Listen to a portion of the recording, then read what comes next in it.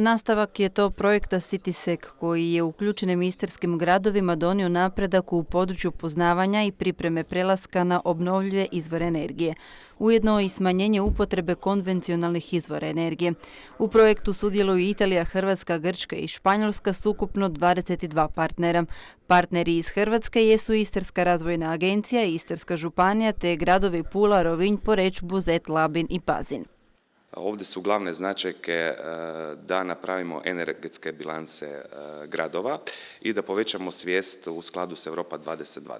Znači, jačanje svijesti građana o energetskoj učinkovitosti i zaštiti okoliša. Nadalje, također tu obuhvaćamo trgovačka društva i djelatnike gradskih uprava Istarske županije. Vrijednost projekta je 2,5 milijuna eura, od čega županiji i istarskim gradovima pripada 7 milijuna kuna.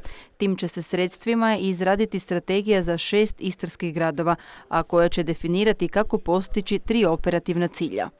20% prelaska na alternativne izvore energije, 20% manje energije potrošene, odnosno 20% veća energetska učinkovitost i 20% manje generiranog, odnosno proizvedenog CO2.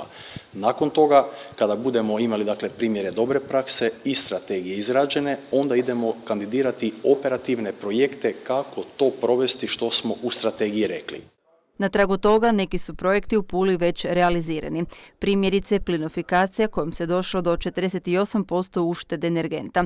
U planu je i nabava autobusa javnog prijevoza na plin, a na isti će energent voziti i gospodarska vozila komunalnih društava. Gradit će se i punionica plina.